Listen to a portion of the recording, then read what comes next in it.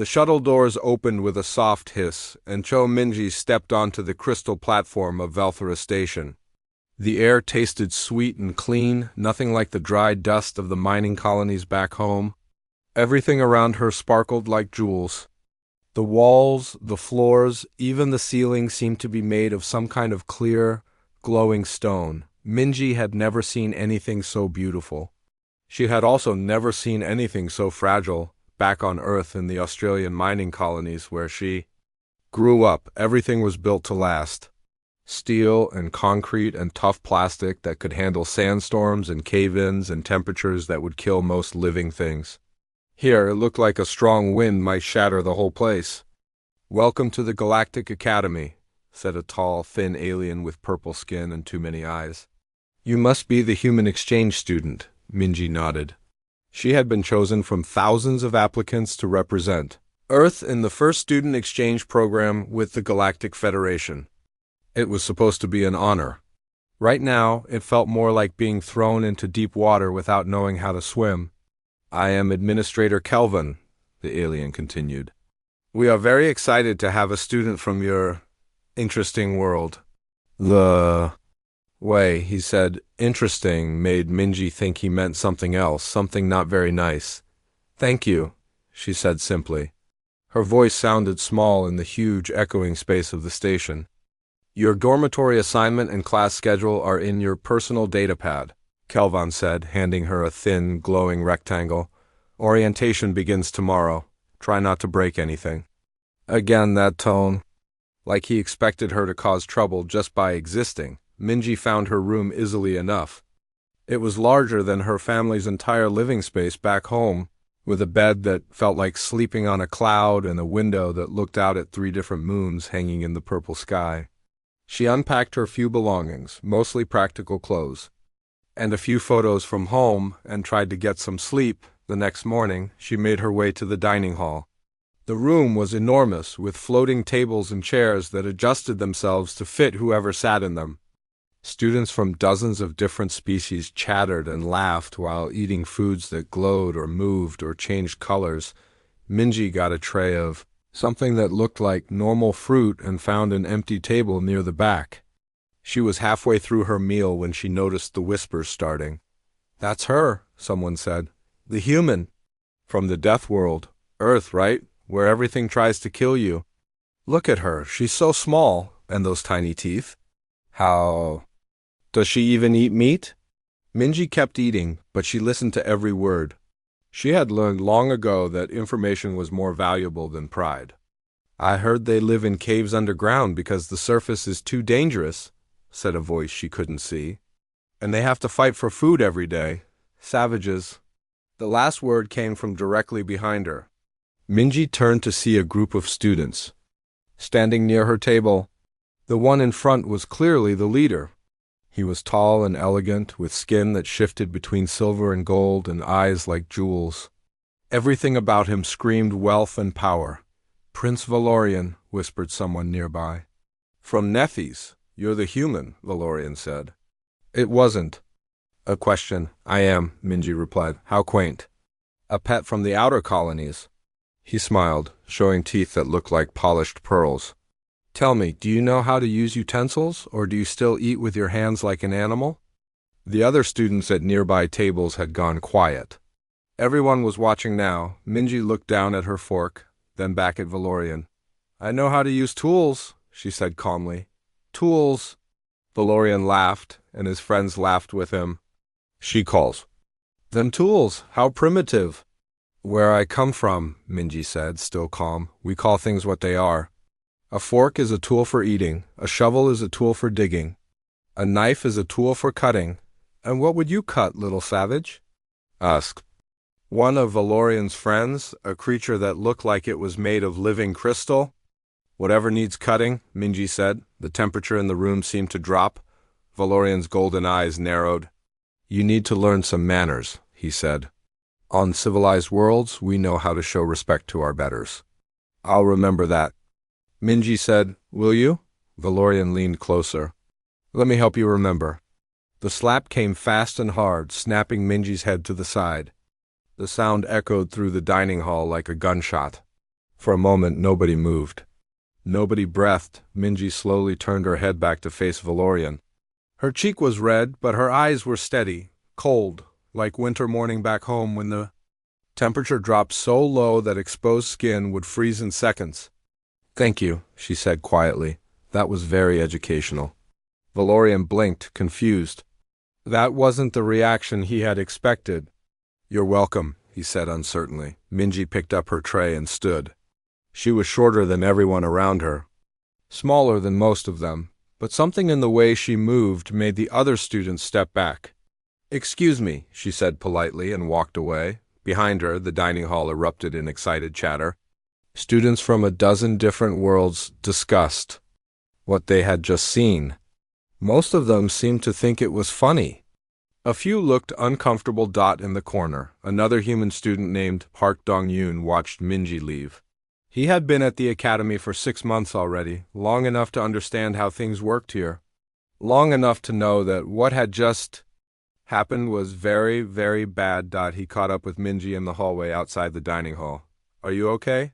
he asked. "I'm fine," Minji said. She didn't look fine. She looked like a machine that was calculating something very complicated. "Listen," Dong-yoon said. "I know this is hard. These students, they've never seen real hardship. To them, we're like exotic animals. But you can't let them see that they got to you." "They didn't get to me," Minji said.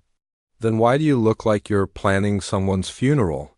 Minji stopped walking and looked at him. Her eyes were still cold, but now there was something else in them.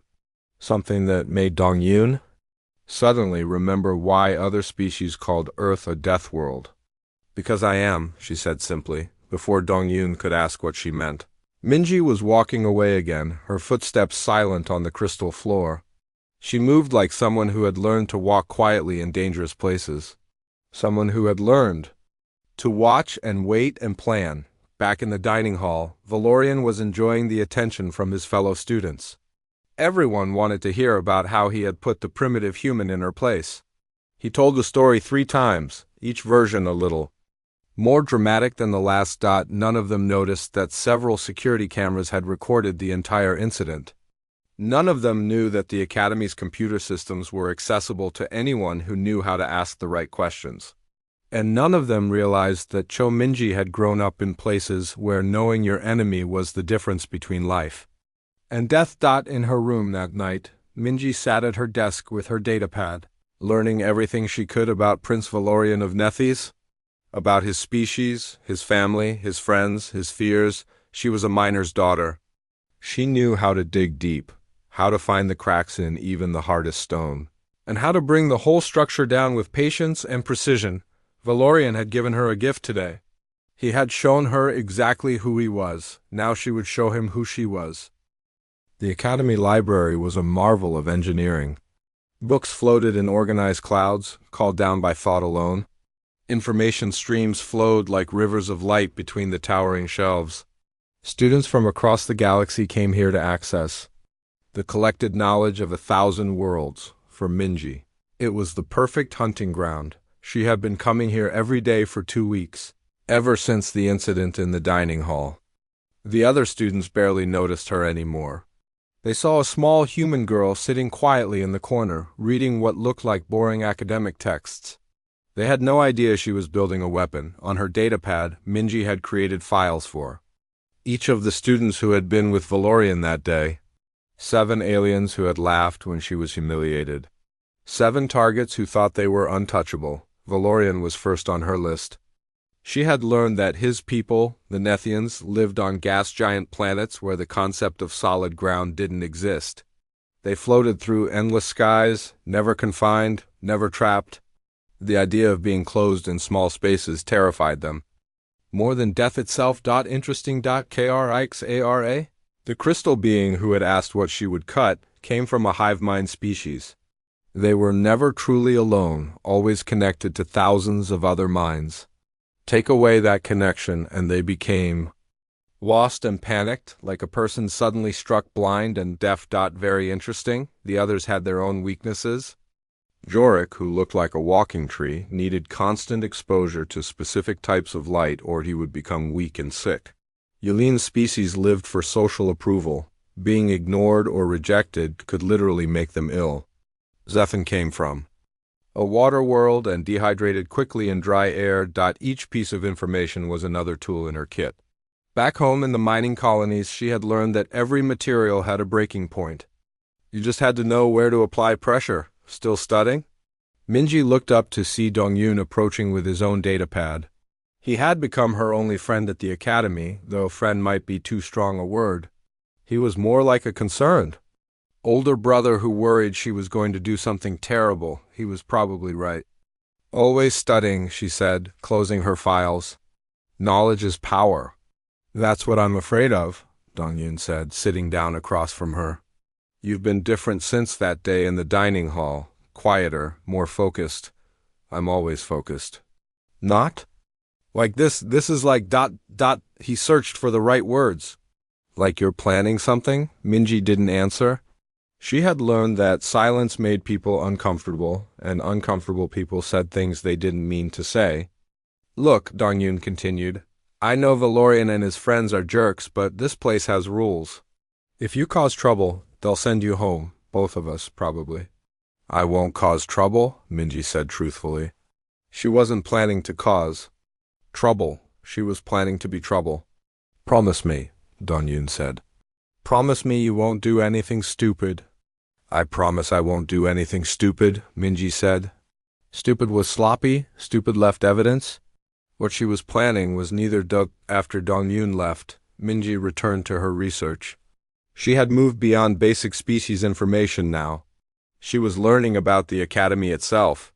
The building layouts, the security systems, the daily schedules of staff and students. The academy was built like a flower, with different sections spreading out from a central hub. Each section housed students from compatible species, those who breathed the same air or preferred similar temperatures. The human quarters were in Section C, along with several other oxygen-breathing species. More importantly, she had discovered that the Academy's maintenance tunnels connected every section. They were narrow, dark spaces meant for repair drones and cleaning robots. Most students would never think to use them. Most students weren't raised in mine shafts where crawling through tight spaces was part of daily life. 3 weeks into her research project, Minji got her first real opportunity to test what she had learned. The Academy announced a survival training exercise. Students would be taken to a nearby moon and challenged to work together in teams.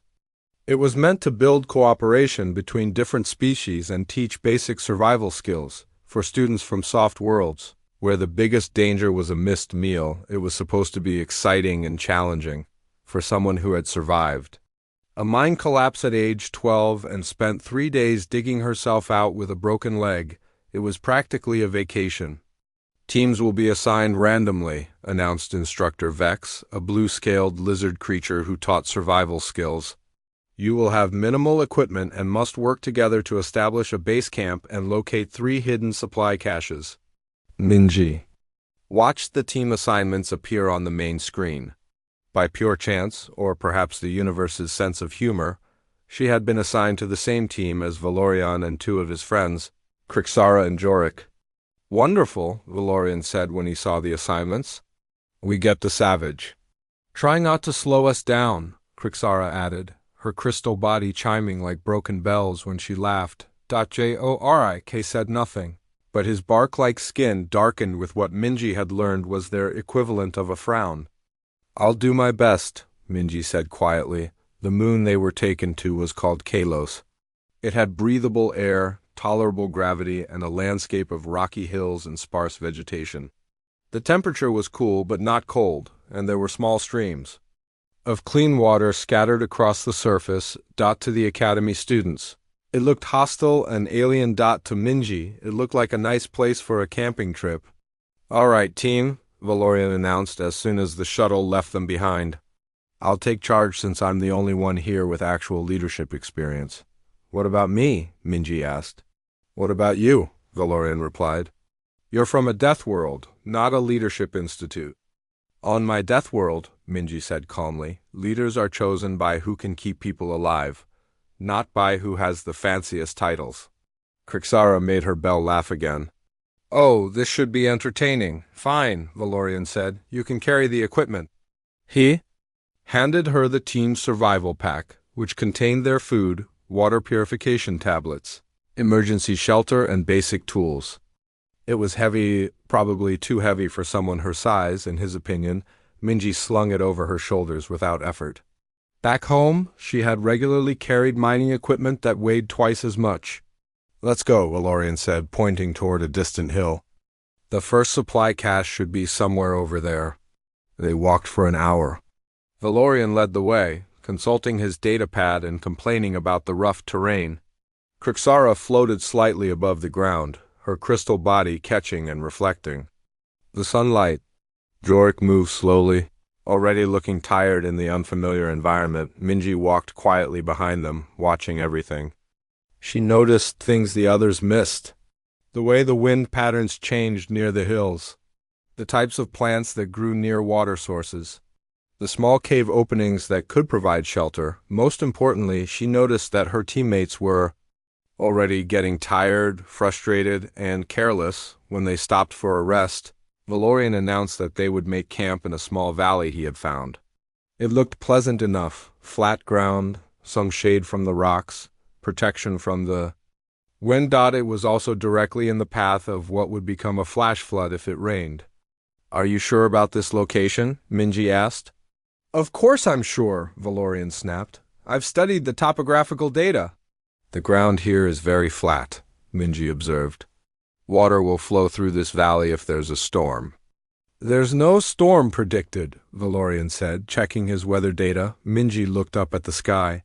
She had grown up in a place where weather prediction often meant the difference between life and death. You learn to read the signs that computers sometimes missed. The clouds are building to the west, she said, and the air pressure feels like it's dropping. Feels like? Krixara laughed. We have instruments for measuring air pressure, primitive. Your instruments are probably right, Minji said. But I'd rather be safe. We're staying here, Valorian declared. That's final, Minji nodded and said nothing more. She had tried to warn them. What happened next was their choice. She did, however, quietly move her own sleeping roll to slightly higher ground, and she made sure to keep the emergency beacon close at hand. 3 hours later, the rain started. At first, it was just a light drizzle. Valorian smirked at Minji, as if the gentle rain proved her wrong. Then the real storm hit. Water came down in sheets, turning the gentle valley into a rushing river in minutes. The team's camp was washed away before they could react. Only their quick retreat to higher ground saved them from being swept away. Entirely. They spent the night huddled under a rocky overhang, cold, wet, and miserable. Valorian's expensive clothing was ruined. Krixara's crystal body was clouded with mud. Jorik was shivering and looked sick. Minji was dry and comfortable in her emergency poncho, eating an energy bar she had saved from her personal supplies. How did you know? Valorian asked finally. Experience, Minji said simply. What kind of experience teaches you to predict weather better than instruments? Minji looked at him for a long moment.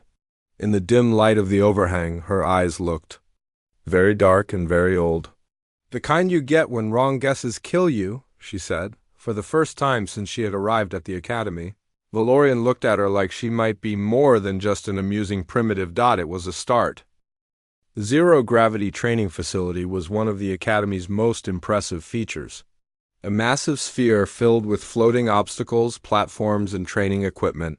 It was designed to prepare students for the realities of space travel and combat. For most students, it was disorienting and difficult. The lack of gravity made simple movements feel alien and wrong. Many spent their first sessions feeling sick and confused. Minji found it peaceful. In the mining colonies, she had worked in low-gravity asteroid facilities since she was 14. Moving in 3 dimensions without up or down felt natural to her. More importantly, she had been studying the facility's layout for weeks. She knew every maintenance hatch, every emergency exit, and every place where someone could get trapped if they weren't careful. Today was going to be very special. All right, students, announced Instructor Keck, a squid-like alien who specialized in zero-gravity movement. Today we're doing combat simulations. You'll be divided into teams of 4 and given objectives to complete while the opposing team tries to stop you. Minji checked the team assignments on her datapad. Once again, chance had put her with Valorian's group.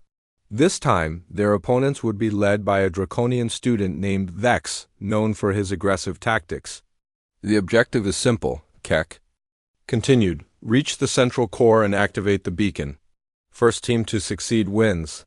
You'll have access to stun weapons and basic equipment. Valorian gathered his team himself, Krixara, Jorik, and Minji near their starting platform. Standard formation, he announced. I'll lead the assault. Krixara provides range support. Jorik handles defense. The human ... He looked at Minji with barely hidden contempt. You can carry extra ammunition. I have a better idea, Minji said. Quietly. I don't care about your ideas, Valorian replied. Just follow orders and try not to get in the way. The simulation began with a blast of the starting horn. Vex's team immediately took aggressive positions, using the floating obstacles as cover while they advanced toward the center. Valorian's response was predictably direct, a frontal assault that relied more on his natural advantages than on strategy. It didn't work. Within minutes, Krixara had been tagged by a stun blast and was floating helplessly. Jorik was pinned down behind a barrier, unable to move without exposing himself to enemy fire. This is useless, Valorian snarled, ducking behind cover as another. Stun blast sizzled past his head. Where's our support? He looked around for Minji and realized she was gone. Where did the human go? He demanded. I don't know, Jorik replied, his tree-like form pressed against a floating platform. She was here a moment ago. Meanwhile, Minji was moving through the facility's maintenance passages. The tunnels were narrow and dark, barely large enough for a human child, much less an adult. But she had grown up in mine shafts where claustrophobia was a luxury you couldn't afford. She emerged from a service hatch directly behind Vex's position. The Draconian was focused on the firefight ahead, never expecting an attack from behind. Minji's stun blast caught him completely by surprise. With their leader down, Vex's team fell apart quickly. Minji moved like a ghost through the floating obstacles, appearing and disappearing through passages that other students didn't even know existed. One by one, she eliminated the remaining opponents.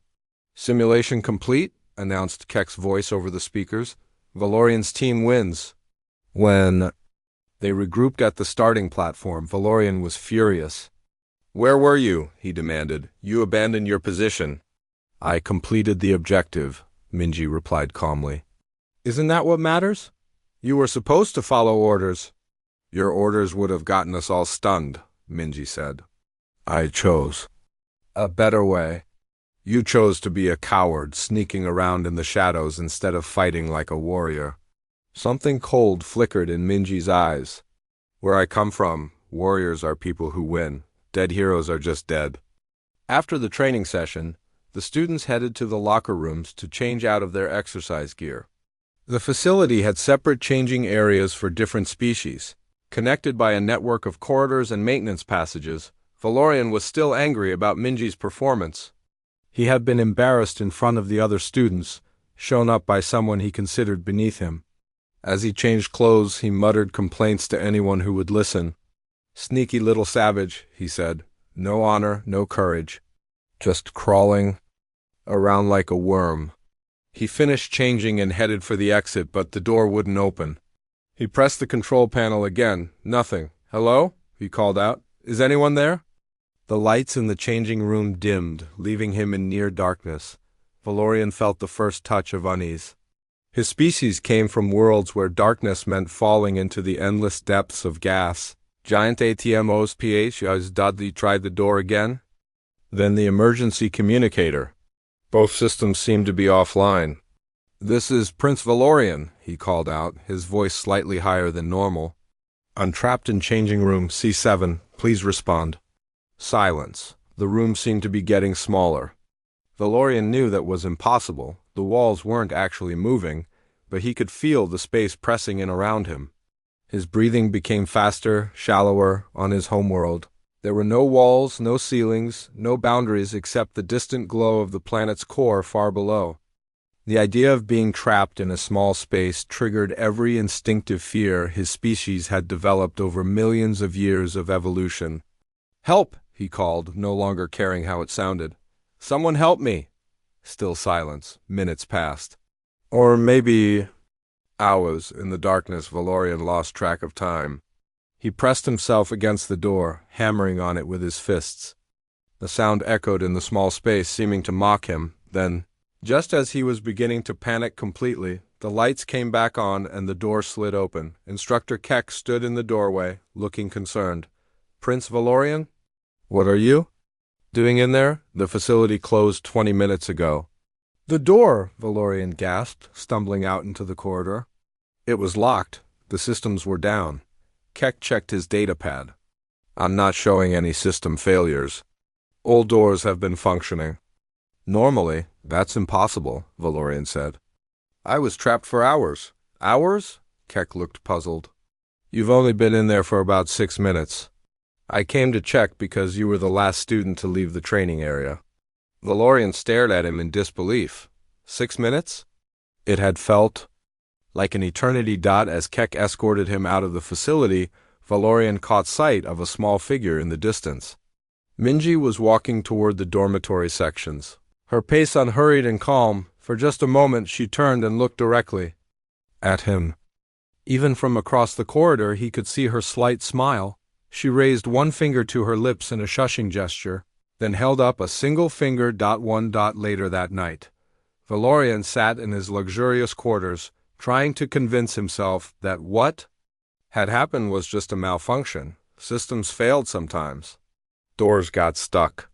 There was no reason to think it was anything more than bad luck, but he couldn't shake the memory of that smile. Or the way Minji had held up one finger. What did that mean? Meanwhile, in her own room, Minji was studying the Academy's security footage on her datapad. The maintenance cameras had recorded everything, including her brief visit to the central control room where she had isolated the changing room systems. 6 minutes of total sensory isolation. 6 minutes of Valorian experiencing the kind of helpless terror that she had felt when he slapped her in front of the entire dining hall. It was a good start. But it was only the beginning. She closed the files and pulled up her list of targets. 7 names, each with detailed information about their weaknesses and fears. Next to Valorian's name, she made a small mark. 1 tooth pulled, 6 more to go. The next morning, Dongyun found her in the library as usual. "Did you hear about Valorian?" he asked, sitting down across from her. "What about him?" "He claims he was trapped in a changing room yesterday. Says the systems malfunctioned and left him in the dark for hours." "That sounds unpleasant," Minji said, not looking up from her reading. "The weird thing is, the instructors say there was no malfunction. Everything worked normally. Maybe he was confused. Stress can do that to people." Dongyun studied her face carefully. "Minji, you didn't have anything to do with this, did you?" "How could I? I'm just a primitive human from a death world. I barely understand the technology here. That's not an answer."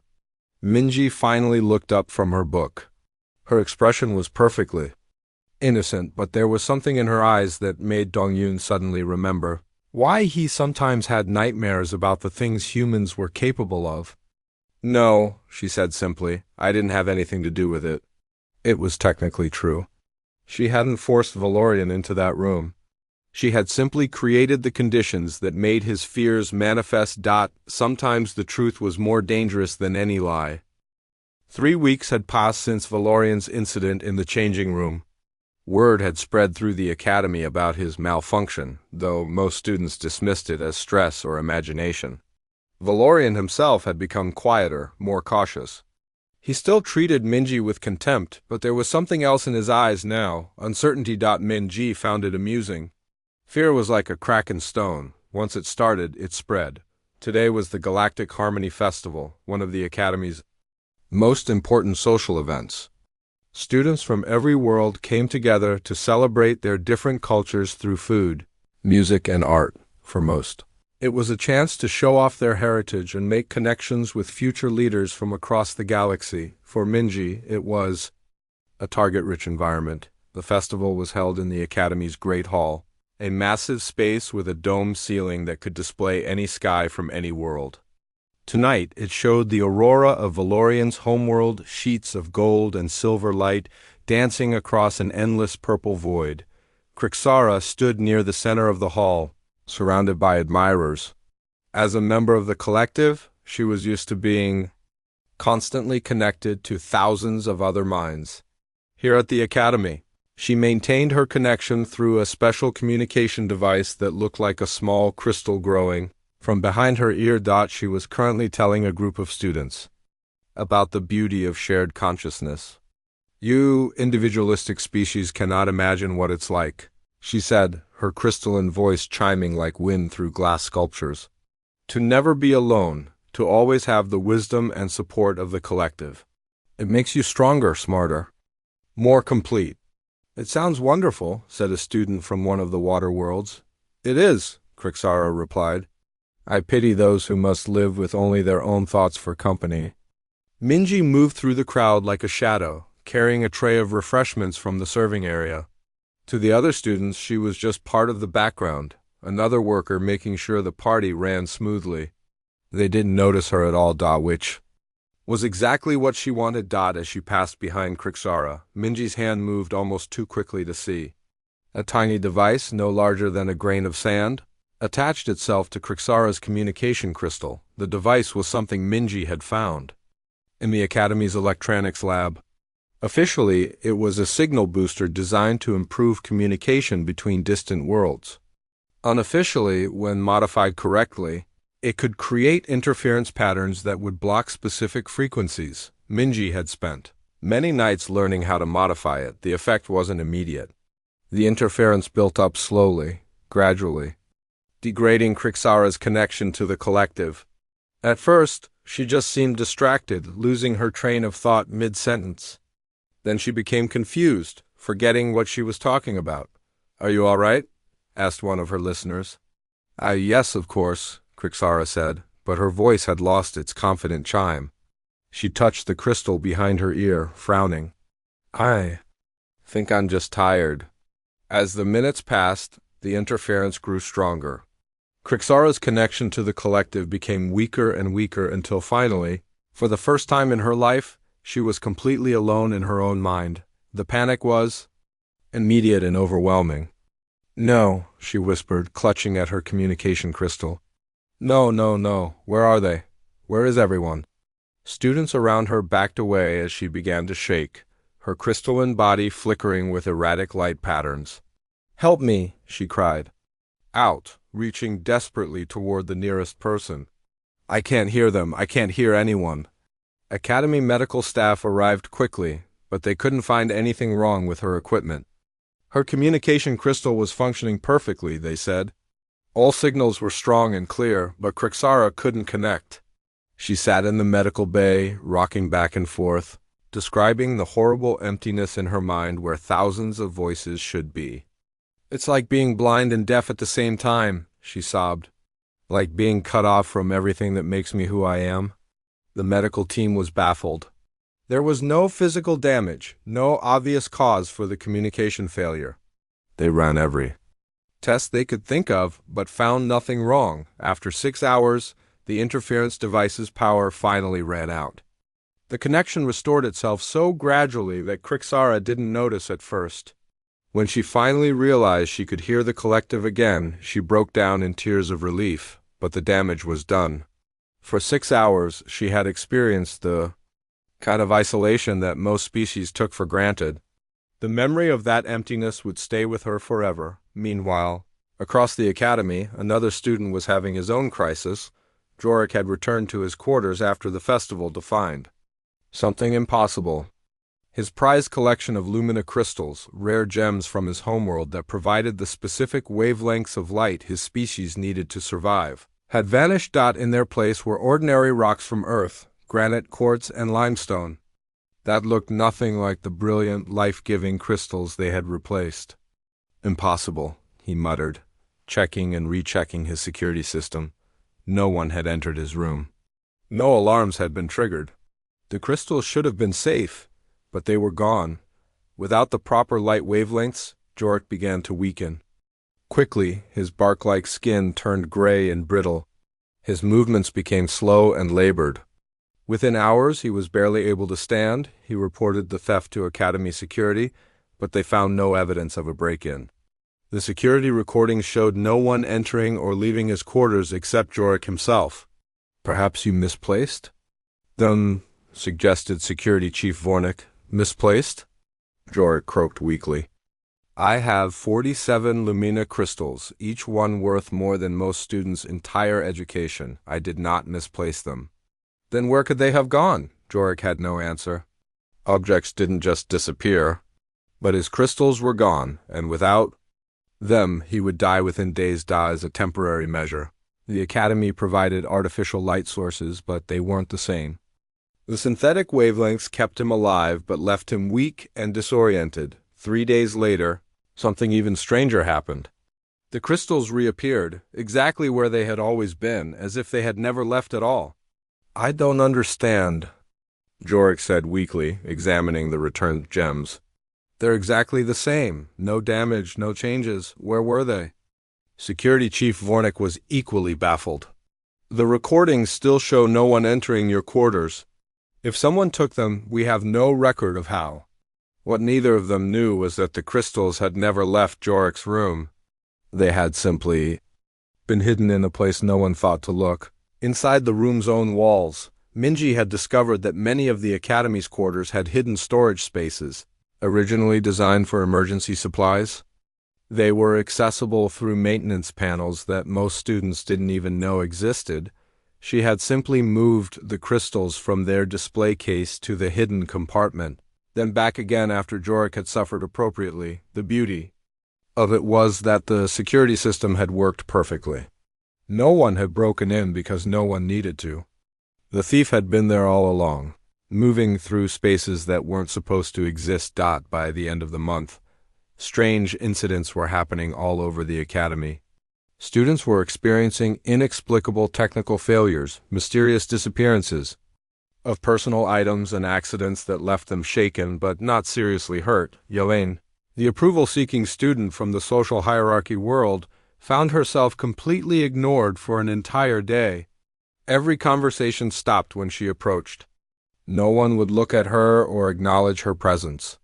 For someone whose species literally needed social interaction to remain mentally stable, it was psychological torture. Zephan, the aquatic student, discovered that the humidity controls in his section had been subtly altered.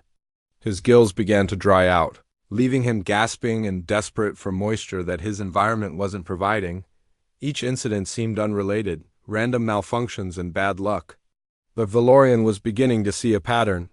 It's her, he told his remaining friends as they gathered in his quarters. The human, she's doing this somehow.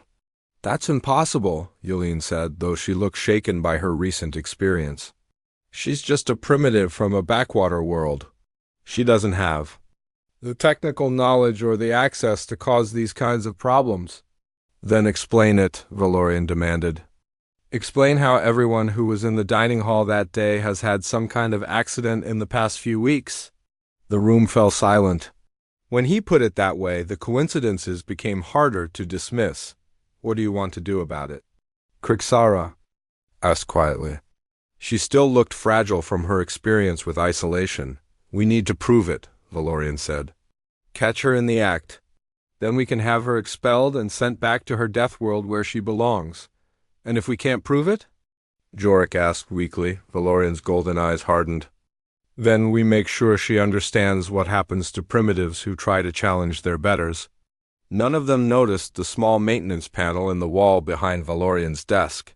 None of them knew that the Academy's ventilation system carried sound much farther than they realized, and none of them suspected that Minji had been listening to every word. In her own quarters, Minji made notes in her files. They were getting desperate now, making threats. That meant they were scared? Could fear? Made people stupid? Stupid people made mistakes? And when they made their mistake, she would be ready. She looked at her list of. Administrator Kelvan stood before the Academy's disciplinary council, his many eyes focused on the datapad in his hands. The council chamber was a solemn place, with representatives from a dozen species seated in a circle around a holographic display that currently showed incident reports from the past month. "The pattern is undeniable," Kelvin said, his voice carrying the weight of authority. 7 students, all from the same social group, all experiencing unusual accidents and equipment failures within a short time frame. The probability of this being coincidence is essentially zero. Council leader Zara, an ancient being whose species had been mediating conflicts for thousands of years, leaned forward. "What are you suggesting, Administrator?" "I believe we have a saboteur among our students. Someone with access to Academy systems who is targeting specific individuals. Do you have a suspect?" Kelvin's eyes flickered to another section of his datapad. "The human exchange student Cho Minji. She has the technical background from her Deathworld upbringing, and more importantly, she has motive." The council murmured among themselves. Humans were still new to galactic society, and their reputation for violence and cunning preceded them. "What motive?" asked Council Member Vorthak, a slug-like being whose species valued peaceful resolution above all else. "Prince Valorian filed a formal complaint 3 weeks ago," Kelvin replied. "He claims the human has been acting strangely since an incident in the dining hall where he was forced to correct her behavior." "Correct her behavior?" "He provided discipline for cultural insensitivity. A minor physical correction, well within his rights as a royal student." Several council members shifted uncomfortably. The Academy officially discouraged physical discipline, but many species still practiced it as a normal part of social hierarchy.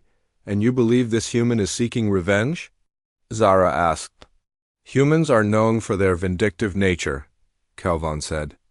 "Their Deathworld origins have given them a primitive understanding of justice based on retaliation rather than proper social order. Then why haven't we caught her?" This was the question that had been keeping Kelvin awake for nights. "She's clever, more clever than we anticipated. If she is responsible, she's leaving no evidence, using methods we haven't encountered before." "Bring her in for questioning," Zara decided. "If she's innocent, she have nothing to fear." Hour later, Minji sat in the center of the council chamber, surrounded by beings whose combined authority governed one of the galaxy's most prestigious institutions. She looked small and young in the massive chair, her hands folded calmly in her lap. "Miss Cho," Zara began, "you understand why you're here?" "I assume it's about the accidents some students have been having," Minji replied. Her voice was steady, respectful, but not intimidated. "Indeed, several students from your year have experienced unusual incidents over the past month. Technical failures, equipment malfunctions, personal items going missing. Do you know anything about these events?" "Only what everyone knows," Minji said. "That strange things have been happening. I hope the affected students are recovering well." Council Member Vorthak studied her with his large, gentle eyes. "These students all belong to the same social group, a group that includes Prince Valorian, who filed a complaint about your behavior." "Prince Valorian and I had a disagreement," Minji admitted. "He felt I needed correction, and he provided it. I accepted his judgment, but you didn't agree with it?" Minji was quiet for a moment, as if choosing her words carefully. "Where I come from, we have a saying, the mountain doesn't argue with the wind, but it doesn't move either. I didn't agree or disagree, I simply endured." "And you harbor no resentment toward Prince Valorian or his friends?" "Resentment is a luxury," Minji said simply. "People who survive Deathworlds learn to focus on practical matters rather than emotions." Kelvin leaned forward, his eyes narrowing. "Yet these accidents began shortly after your encounter with Prince Valorian. Surely you see how that appears." "Suspicious?" "I see how it might appear that way," Minji agreed. "But correlation isn't causation.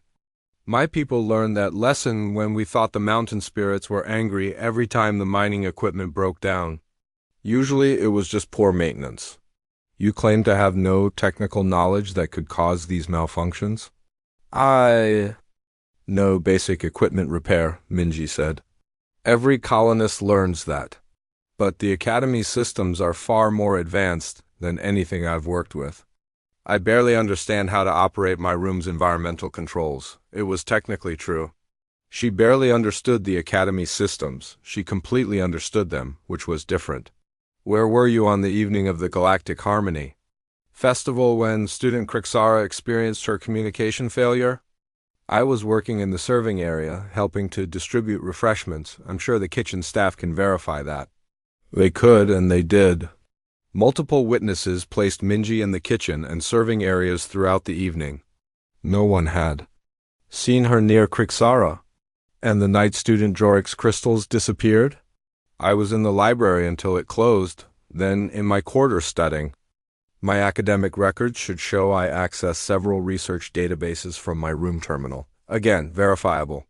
The computer logs showed continuous activity from her terminal during the time period in question, for every incident. Minji had an alibi. Not perfect alibis, those would have been suspicious, but reasonable ones that placed her somewhere else or accounted for her time in ways that were difficult to disprove. The questioning continued for hours. The council members tried every approach they could think of, from friendly persuasion to subtle intimidation. Minji answered every question calmly and completely, never becoming defensive or hostile.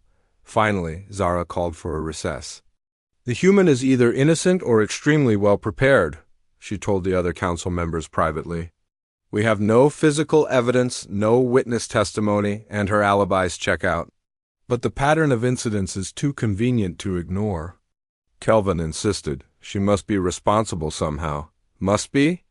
Council member Vorthak shook his massive head. We cannot punish a student based on suspicion alone. That would violate everything the Academy stands for. Then what do you suggest? We increase security monitoring, Zara decided. Focus surveillance on all the affected students and the human. If someone is behind these incidents, we'll catch them eventually. When they reconvened, Zara delivered the council's decision. Miss Cho, we find no evidence that you've been involved in the recent incidents affecting your fellow students. However, given the unusual pattern of events, we're implementing enhanced security measures throughout the Academy. This is not a reflection on you personally, but a precaution for everyone's safety. I understand, Minji said. I hope it helps identify whoever is responsible.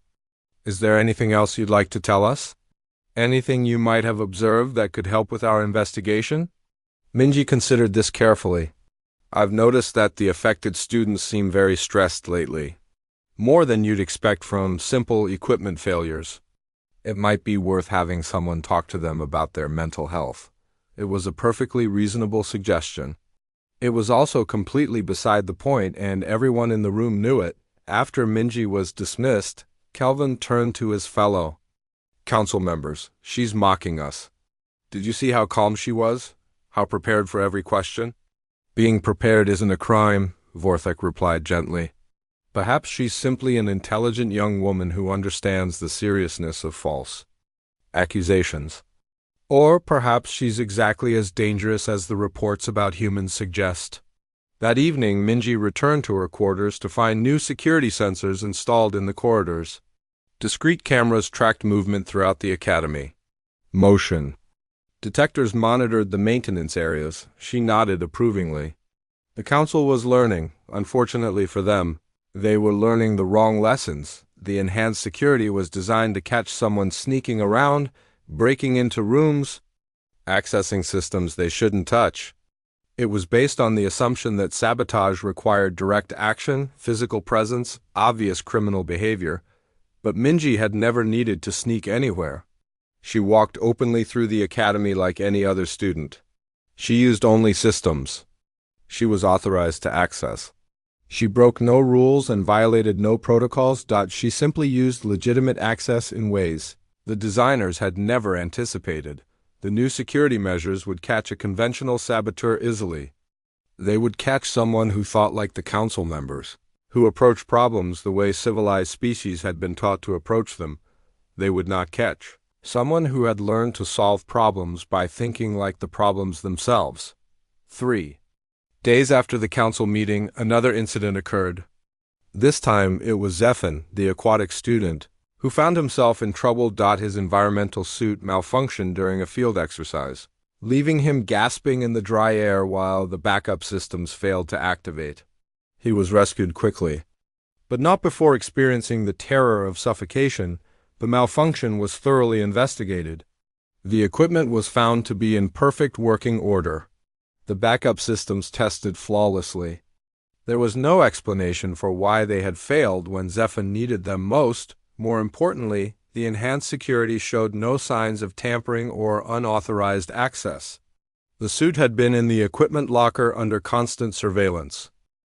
The announcement came during morning classes. All students were to report to Transport Bay 7 for an emergency survival exercise. No preparation time, no advance notice, no exceptions. "This is highly irregular," muttered Professor Kane, the Academy's chief survival instructor. "Emergency exercises are supposed to be scheduled weeks in advance." But orders were orders, and within an hour, 60 students from various years found themselves packed into transport shuttles bound for an unknown destination. Minji sat quietly in her assigned seat, watching the other students nervously check their emergency gear. Most of them looked scared. A few tried to hide their fear behind nervous jokes and forced laughter. She felt calm.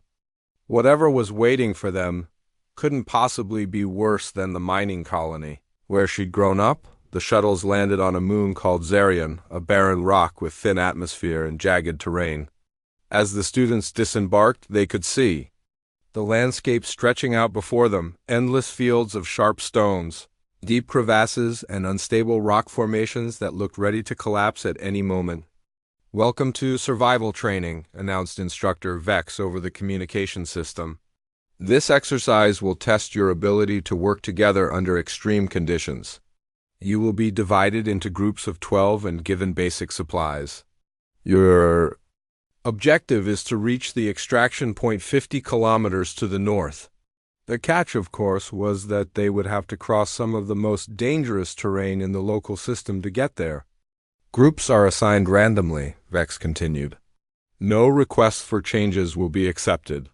Minji checked her assignment and felt a familiar stirring of anticipation. Once again, chance, or perhaps not so much chance, had placed her in the same group as Valorian and several of his friends. "Wonderful," Valorian muttered when he saw the group roster. "We get the savage again." "Maybe she actually be useful this time," said Krixara, though she sounded doubtful. "This is supposed to be the kind of environment her species evolved." And Minji said nothing. She was too busy studying the terrain and calculating routes. Back home, she would have called this a pleasant hiking area. The gravity was comfortable, the atmosphere was breathable, and there were no acid storms or predatory wildlife to worry about. Their group leader was supposed to be Thane, a military student from one of the warrior worlds. He immediately took command and began organizing equipment distribution. "Standard formation," he announced. "I'll lead the way. Valorian and Krixara provide navigation support. The rest of you carry supplies and stay in line." "What about environmental assessment?" Minji asked quietly. "What about it?" Thane replied dismissively. "Someone should scout ahead for hazards. Check rock stability, identify potential shelter sites, monitor weather patterns." The instructors already did that.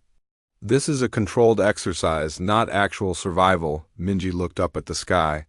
Storm clouds were building on the horizon, moving faster than the weather prediction system had indicated.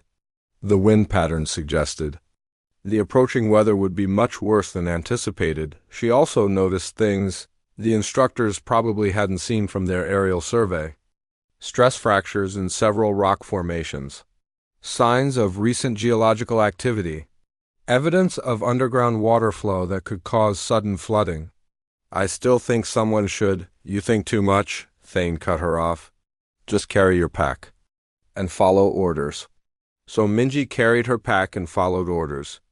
But she also watched everything around them with the careful attention of someone who had learned that the difference between life and death often came down to noticing details that others missed. They had been walking for 3 hours when the first crisis hit. The path Thane had chosen led through a narrow canyon with high walls on both sides.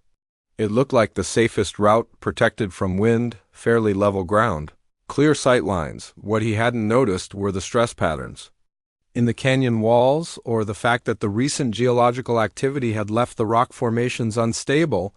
When the tremor hit, it wasn't very strong. On most worlds, it would have been barely noticeable.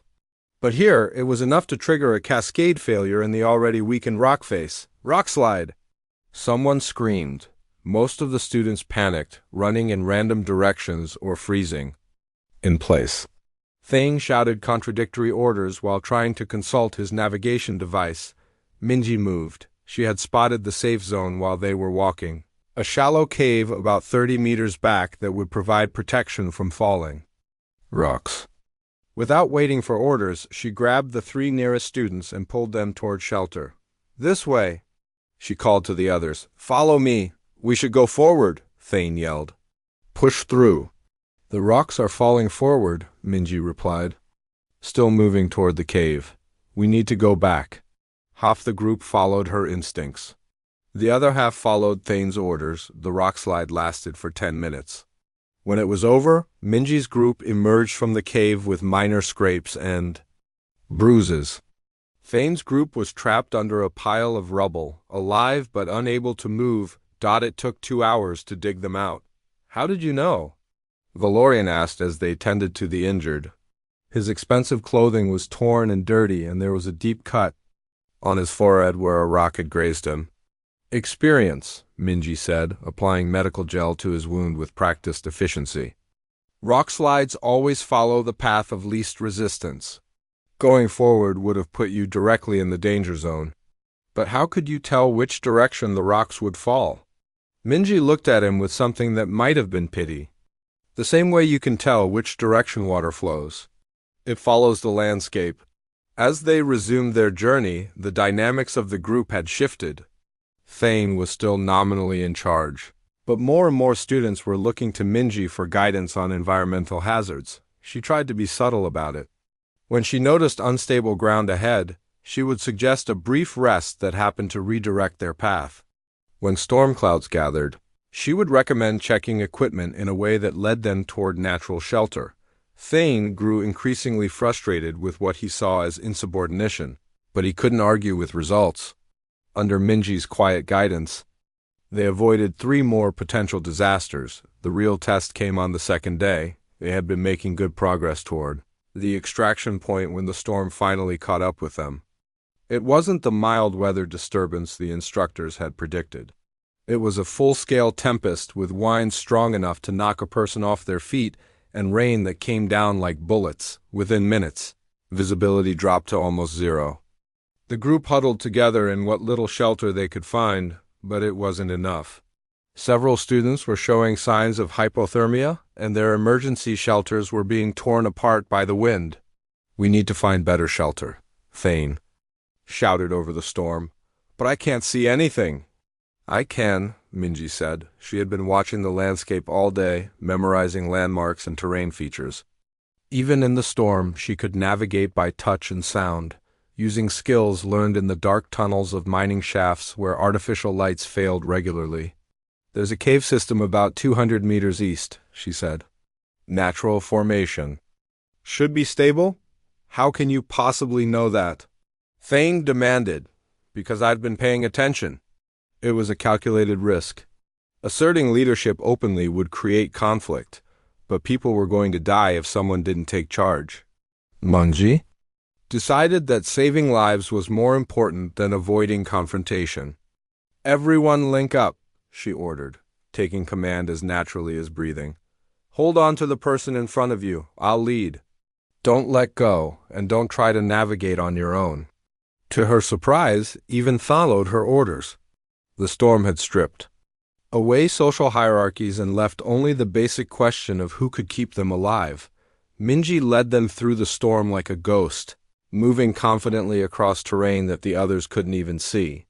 She found the cave system exactly where she had predicted, and more importantly, she verified that it was safe before leading the group inside. The caves were perfect shelter, deep enough to protect them from the storm, dry and with multiple chambers that could house the entire group comfortably. As the storm raged outside, the students set up their emergency equipment and tried to warm themselves. For the first time since the exercise began, they felt safe. "How did you do that?" asked Yilin, the approval-seeking student who had rarely spoken to Minji before. "How did you navigate in zero visibility?" "Practice," Minji said simply. "Where I grew up, the mine shafts go dark sometimes. You learn to move by sound and feel, but this wasn't a mine shaft. This was open terrain.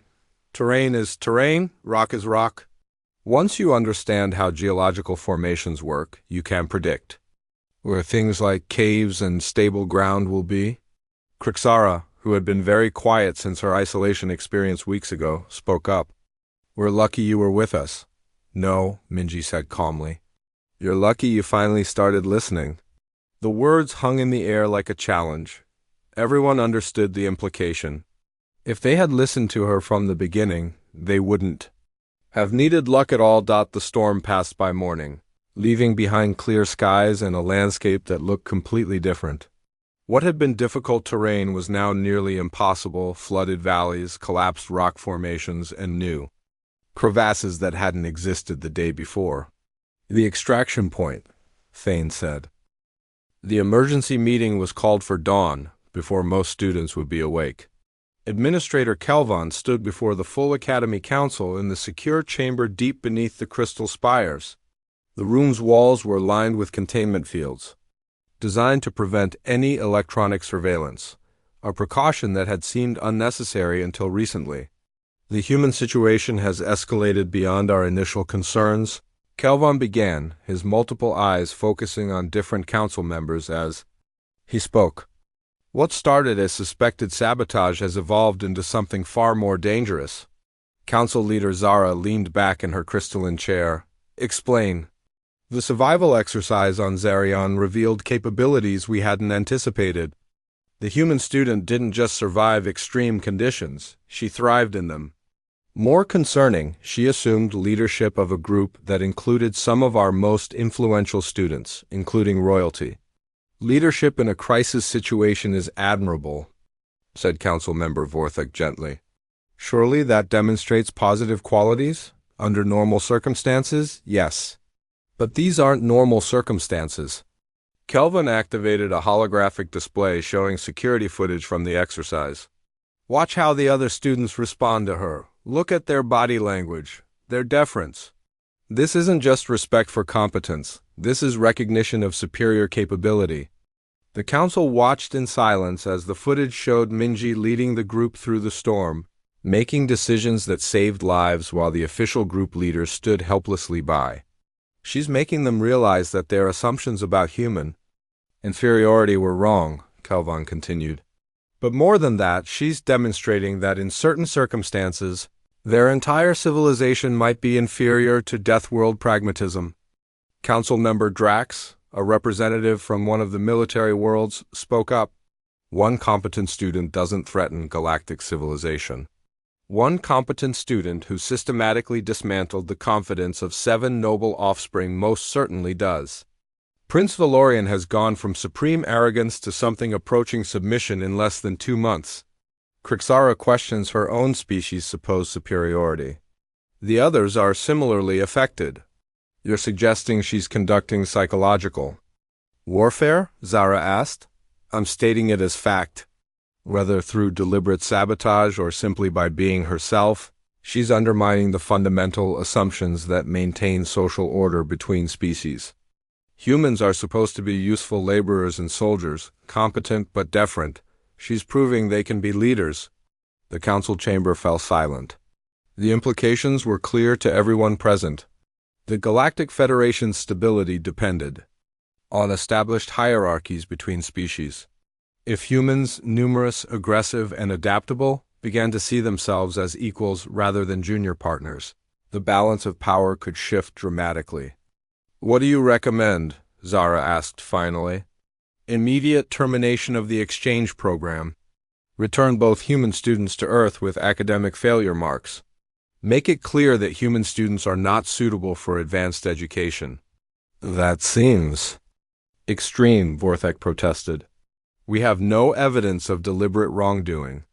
"We don't need evidence of wrongdoing," Kelvon replied. We need to prevent a paradigm shift that could destabilize interspecies relations. And if the human government objects to our treatment of their students, humans are pragmatic. They'll accept our explanation that their students couldn't adapt to civilized educational standards. It reinforces the narrative that they're useful but limited. Council member Trelix, who had been silent throughout the discussion, finally spoke. There's another option. All eyes turned to the insectoid representative. Trelix's species was known for their strategic thinking and long-term planning.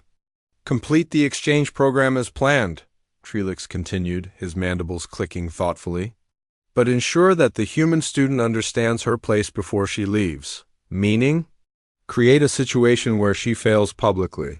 Something that demonstrates the limitations of Deathworld thinking.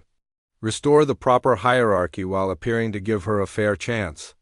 Kelvin considered this. An academic challenge where superior education and civilization would naturally triumph over crude survival instincts? Exactly. Let her succeed at physical challenges, then defeat her intellectually. Show that while humans may be useful in crisis situations, they lack the sophistication for true leadership. And if she doesn't fail?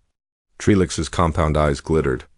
Then we ensure she understands the consequences of embarrassing her betters. The vote was unanimous. The human would be allowed to complete her exchange, but under carefully controlled conditions designed to restore the natural order. Meanwhile, in the student quarters, a very different kind of meeting was taking place. Valorian sat in his room with the remaining members of his group, but the atmosphere had changed completely from their previous gatherings. Where once there had been arrogant confidence, now there was uncertainty and something approaching fear. She knew, Krixara said quietly. During the survival exercise, she knew exactly what was going to happen. The storm, the rock slide, the cave system, she was prepared for all of it. Of course she was prepared, Valorian replied, but his voice lacked conviction. It's what her species does. They survive. No, you don't understand. It wasn't just survival instinct. She had studied the terrain, the weather patterns, the geological formations. She knew more about that moon after one day than our instructors knew after weeks of preparation. Jorik nodded slowly. And the way she moved through those caves, like she could see in complete darkness, like she belonged there. What are you saying? Yelena asked nervously. I'm saying we underestimated what Deathworld means, Krixara replied. We thought it just meant tough and primitive, but it means something else entirely. What? It means she's been surviving things that would kill us since she was a child? Not just surviving, learning from them, getting stronger. Valorian stared out his window at the Academy's peaceful gardens. You think she really was behind everything that happened to us? I think it doesn't matter, Krixara said. Whether she was or wasn't, she could have been. That's what's terrifying. So what do we do? The question hung in the air unanswered. What could they do? Report her again? They had tried that. Confront her directly? After seeing what she was capable of on Zarian, none of them wanted to face her when she decided to stop being subtle. Leave her alone, Valorian said finally. We avoid her, we don't antagonize her, and we hope she decides we've learned our lesson. And if she hasn't forgiven us, then we pray she stays civilized. 3 days later, the Academy announced a special academic competition. All final year students would participate in a comprehensive examination covering strategy, leadership, xenosociology, and applied ethics. The winner would receive the Academy's highest honor and fast-track admission to any advanced program in the galaxy. It's a trap, Dongyun said as he and Minji walked through the crystal gardens. They're trying to set you up for failure. I know, Minji replied calmly. Then don't participate. You've already proven your point, have I? Dongyun stopped walking and turned to face her. Minji, you've scared them. The administration, the noble students, probably half the faculty. They're not going to let you win this competition fairly. Probably not, so why enter? Minji was quiet for a moment, watching the artificial sunlight play through the crystal formations. Because sometimes you have to finish what other people start? What do you mean? They brought me here to prove human inferiority, to show that we're useful but limited. If I walk away now, that's exactly what they'll conclude. But if you stay and they cheat to make you lose, then I'll deal with that when it happens. Dongyun studied her face, noting the same expression she'd worn when Valorian had slapped her months ago.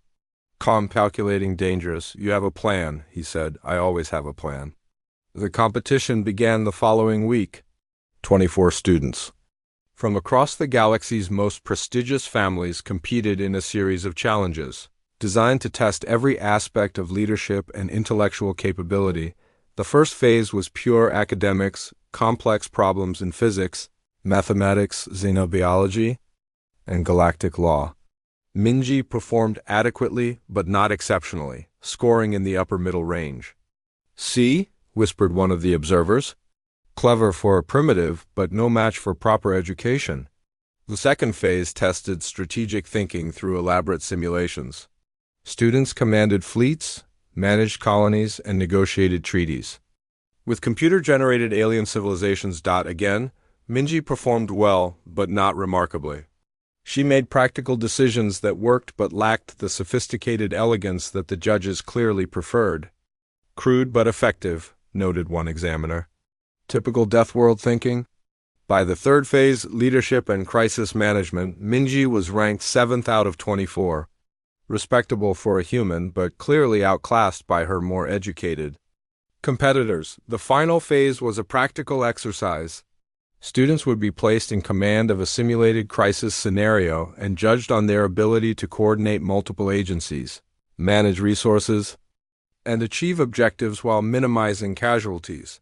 The scenario was based on a real incident from galactic history, the Kepler station disaster, where a mining facility's life support had failed with thousands of workers trapped inside. It was chosen specifically because it involved the kind. The shuttle to Earth departed at dawn, carrying 2 human students back home after their exchange program. Minji sat by the window, watching the Academy's crystal spires shrink into the distance until they disappeared against the purple sky of VLT. Hera. In her bag was the Academy medal that Arcturus had given her. Not officially hers, but hers nonetheless. More important than the medal, though, was the knowledge she was taking back to Earth about how the galaxy really worked. "Any regrets?" asked Dongyun from the seat beside her. "About what?" "About not taking the official first place. You could have pushed harder, made them admit the judging was rigged." Minji considered this. What would that have accomplished? Justice, recognition, proving that humans deserve respect? "I don't need their recognition to know what I'm worth," Minji said calmly, "and I don't need their justice to get satisfaction." "Satisfaction?" Minji smiled slightly. "I came here to learn about galactic civilization. I learned exactly what I needed to know, which is that they're just as petty, frightened, and small-minded as anyone else. They just have better technology and fancier titles." Dongyun was quiet for a moment. "You're not angry about how they treated you?" "Angry? No. Educated. Absolutely." Meanwhile, back at the Academy, Administrator Kelvon was dealing with the aftermath of the awards ceremony. Reports were flooding in from instructors about students questioning academic standards, demanding transparency in grading, and worst of all, expressing admiration for Deathworld methodology. "The situation is deteriorating rapidly," he reported to the emergency council session. "Students are forming study groups to analyze Cho Minji's problem-solving techniques. Some are even requesting transfer to human worlds for practical education." "How many?" asked Council Leader Zara. 17. Formal requests so far, including Prince Valorian. The council chamber erupted in shocked murmurs. Valorian was third in line to the throne of Nethes. His requesting education on a Deathworld was unthinkable. "This cannot be allowed," declared Council Member Drax. "If noble offspring start seeking human education, it will completely undermine established hierarchies." "The damage may already be done," Kelvon said grimly. "The humans have demonstrated capabilities we didn't account for. Other species are beginning to question why they've been excluded from leadership positions." "Excluded?" Vorthek asked gently. Humans have never been excluded. They simply haven't qualified for advanced positions. That's what we told ourselves. But now students are asking why qualification always seems to require the specific type of education that only established worlds provide.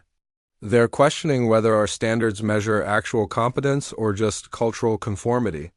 Council member Trelix clicked his mandibles thoughtfully. Perhaps we're approaching this incorrectly. Explain. Instead of trying to suppress human influence, we should co-opt it. Bring selected humans into the system, but only those who will work within established structures. Make them partners, but junior partners. And if they refuse to accept junior status, then we remind them that their world is still very small and very vulnerable. The threat hung in the air like a poisonous cloud.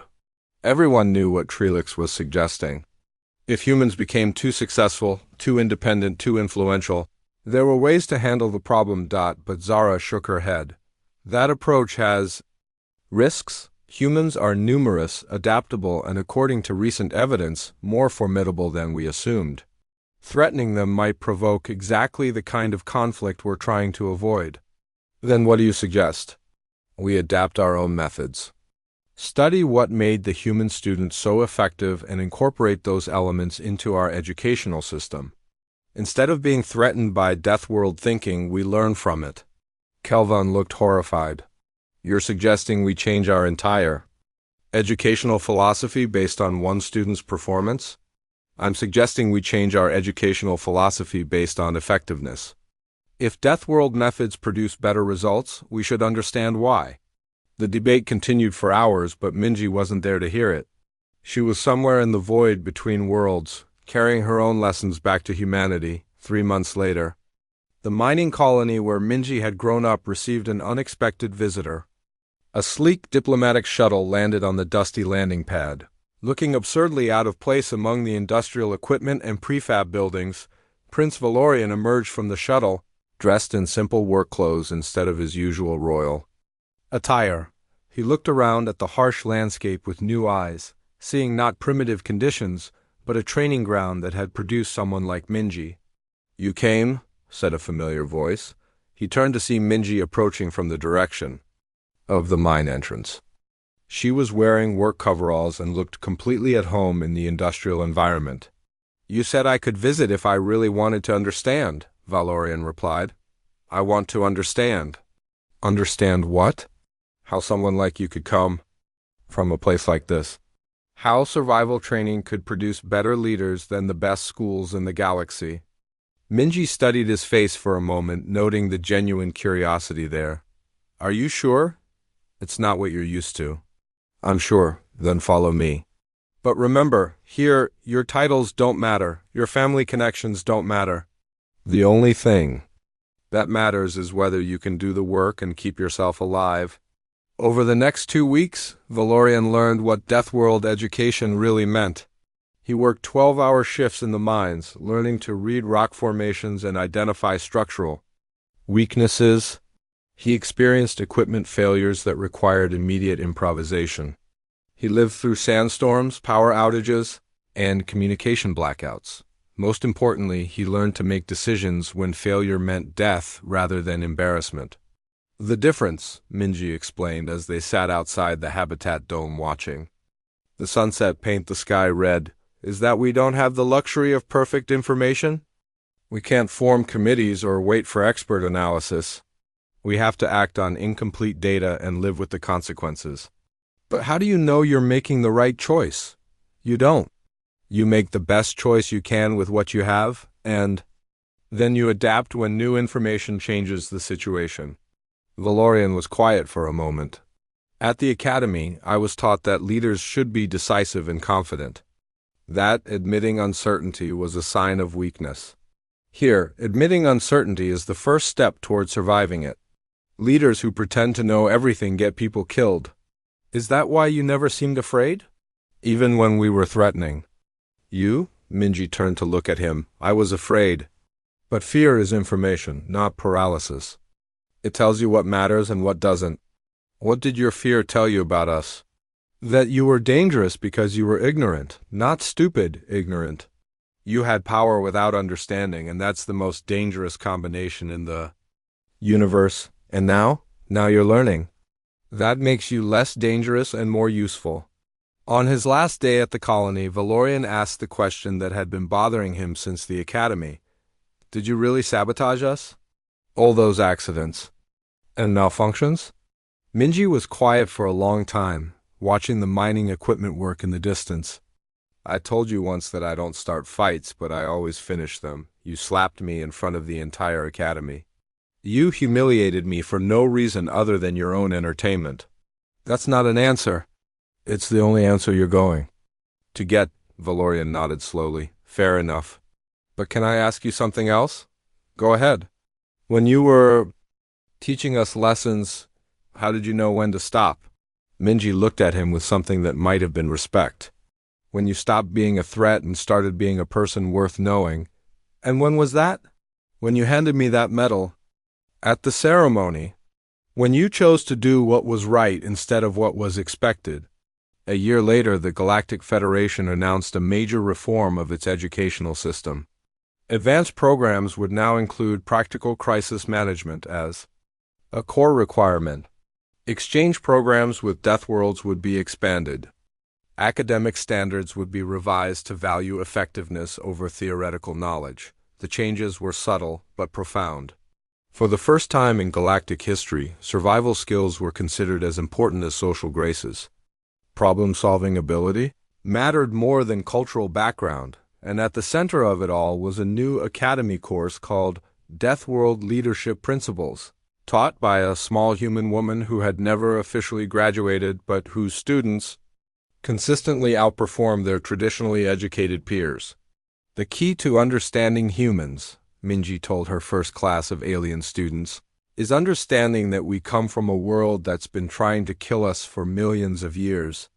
We've learned to be adaptable, persistent, and creative not because we're naturally superior, but because anything else meant extinction. But what makes that better than civilized education? Asked a young Centaurian noble. Nothing by itself. But combine survival instincts with advanced knowledge, practical experience with theoretical understanding, and you get something more powerful than either approach alone. A synthesis, evolution. The next step in galactic leadership, years passed. The human exchange program expanded to include dozens of worlds. Deathworld methodology became a standard part of diplomatic training. And slowly, carefully, the balance of power in the galaxy began to shift, not through conquest or conflict, but through demonstrated